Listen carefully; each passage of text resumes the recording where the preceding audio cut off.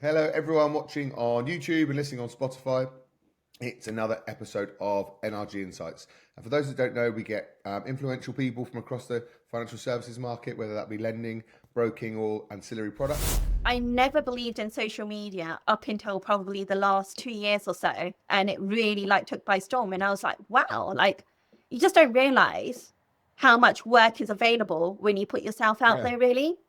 What's your kind of take on the social media side of things? Like, what would you say to people who are nervous about doing it? Because I was the same, right? I just didn't believe you could win business from it, and then all of our business is inbound through social media, which is amazing. Obviously, it's because we're doing a good job, but at the same time, like, it's hard to take that first step, isn't it? Because you're putting yourself out there, especially for you guys. I'm assuming like quite an antiquated industry. Like, it's a big step, right?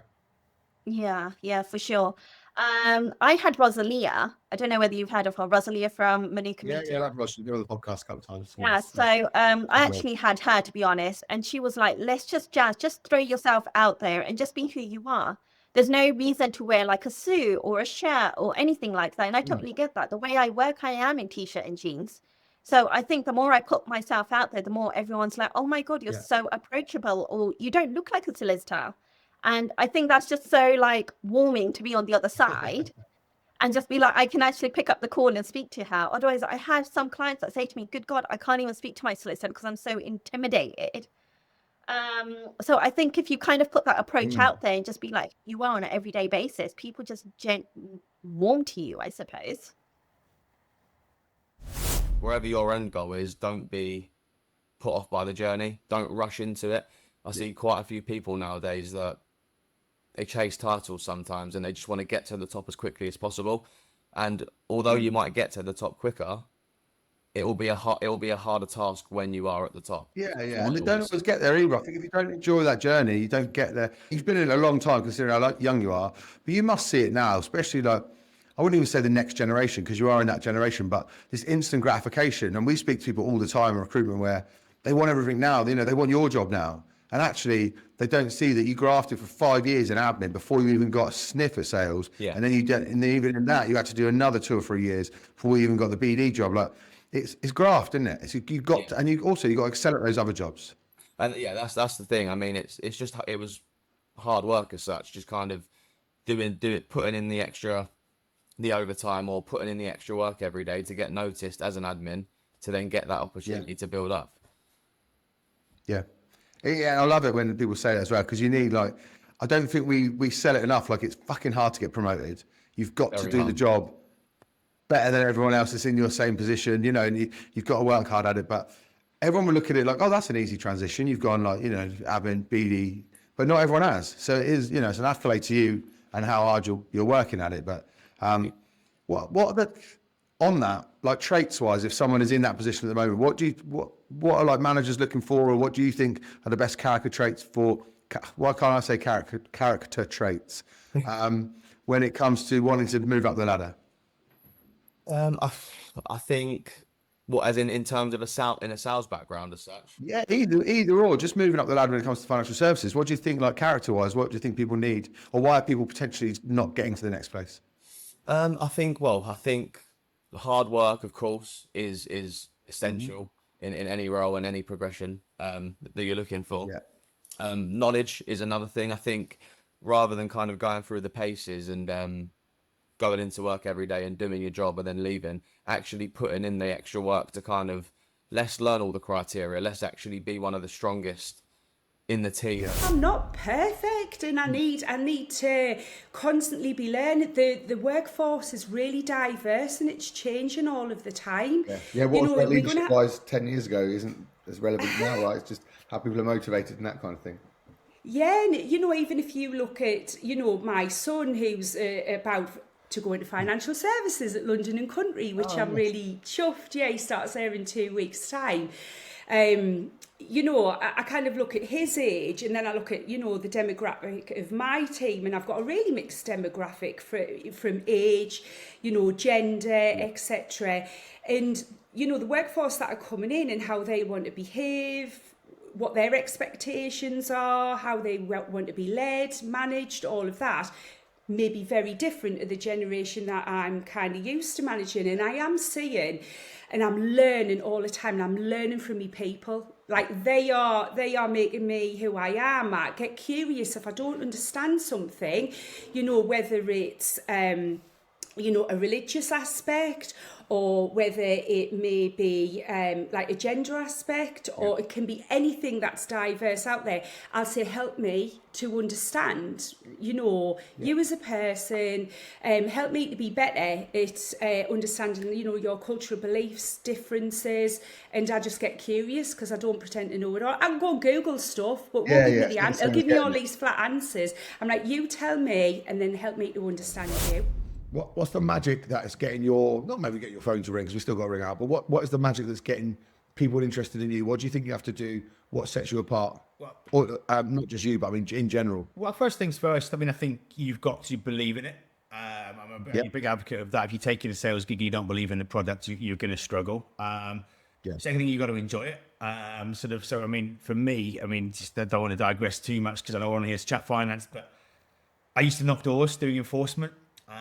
And, you know, I don't, there's all the sales courses in the world. That people it's chasing money. It's the same thing. People pay thousands upon thousands to get a sales course. But if you can convince people to pay money that they don't want to pay or they haven't got, I'm telling you that's the biggest grounding in sales you'll ever have. So I bounce into this every day with a spring in my step. I'm not collecting more money anymore. I'm lending it. But communication, the one thing that can set me apart, and we know a lot of the same guys, a lot of the same brokers, you're always going to get me. There's no hiding behind emails. There's no not fronting it up. You know, Big Property Finance, we pride ourselves on the communication and the service. Now, you mentioned, I think you said 230 lenders, 240 lenders.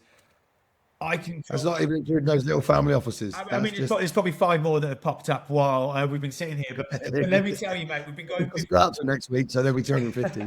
Just don't get them on. Let me have my moment. But we've been going 15 years, so we're obviously doing something right. There's been a bit of turbulation that time. You know, I've been here for the best part of 5. And when we get brokers on, we tend to retain them, and it's simply from the speed of responses, the honest responses. If I don't like a deal, it's not just a flat line or a non-response. I'll be, Marcus, it's not for us because of this and this. So next time, you've already got a flavour of what we'll do and what we won't do. My job. Well, it's saying that all the time. Like, your no's have to be quicker than your yeses, don't they? Because it's so annoying. It's so frustrating for brokers when having said that, they do just fire out and see what happens. I've learned in my career in this industry, nothing is a quick win. And if people go into it thinking I'm going to get a quick win, they're going to be very, very sorely disappointed. I like that, the fact that these quick wins take 10 years to do. Literally. Like overnight success stuff, isn't it? Like within 10 years, I was an overnight success. You know, when everyone's heard of you now and it's doing well, they're like, oh, you came out of nowhere. You're like, well, I've gone after it for a long time, actually. Yeah, you didn't see it. Because people don't, that's not glamorous, right? People don't want to hear about the stuff that didn't work or the mistakes or you can't get there. They just want it. They see it. Out of the tube late at night, going home from another deal that doesn't work. Yeah. It's not fun, is it? It's not a cool bit of our job. And I think that's a very real thing. Like, whilst it is far more lucrative on the specialist side, there's far less deals. Like, you know, not everyone needs a mortgage. Not everyone needs a bridging loan. Not everyone wants to develop houses. Like, and they are so much harder to get over the line. And you do have to, you build yourself up to have this level of resilience because you're out doing it, trying to find people, find clients. And sometimes it just doesn't work, and you have to just pick yourself up, dust yourself off, and go right, go again. Like it's very different world. Well, I mean, with development finance, I would probably advise that people educate themselves a little bit before trying to take the transaction, whether by pairing up by a more experienced broker who's done development finance before and learning with that person, whether by attending educational, whether it's master classes or certain knowledge places where you can learn a little bit about development finance. Admittedly, there isn't much available out there. I think it's only Michael Primrose and myself who are recording educational pieces on YouTube. Right. And I started doing it only about a year and a half ago, just thinking there is no sources for borrowers to learn from. So why don't I record the bite-sized pieces, release them out, 3-4 minutes each, that people can tap into and start building the knowledge and the foundations before they actually start doing development finance themselves. Yeah, that's a really good bit of advice as well about teaming up with someone, right? Because I think that there is certainly a place for packages and and master brokers and even like your brick flows, etc. It just gives you an idea, doesn't it? I know people are a bit precious about losing money at the beginning, or giving a bit of their money away. If you're sat there thinking, I'd like to be a commercial finance broker, and you're worried about lead generation, and you're worried about relatively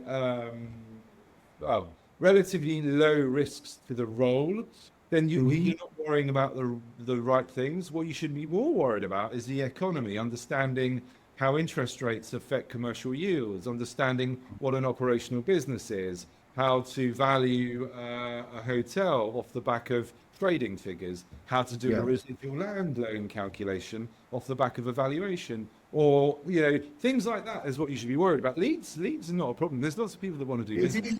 And I get this, but I see the other side of the market, right, where people do panic about leads because it's frightening to go into something when you have to build your own. And I know you've been in a while, and also you've come from that banking background, and you're used to it. But say for people that haven't ever generated leads, not to worry about it is a tricky one because they just hang around with me for a few weeks, and I'll show you how to generate a lead. So, for example, that's magic, isn't it? He was someone who can generate. We interviewed somebody on Friday who's an excellent candidate, and hopefully, he's going to join. I've already got about £8 million worth of deals to give to him already. And I said to Jeremy, I said, look, do you think we can start sending him these deals? Because the reason we're hiring, we've got way too much business, and I like a certain level of service, and if we're not maintaining that level of service, the standards drop, and we don't like that. And at the moment, we've got some cracking £2, £3, £4 million deals that we can give to joiners, as long as they're able to start and understand. I think that's it. I think it's the frightening thing of when they look at the deals that you're doing, and if they've never been in that position before, they're like, how on earth do I then continue that? They don't understand. I know you will teach it, but I think it's very difficult for people. And also you see the other side of the market that isn't like you, where people get dropped into the deep end and go, you're now a broker. So it's very different.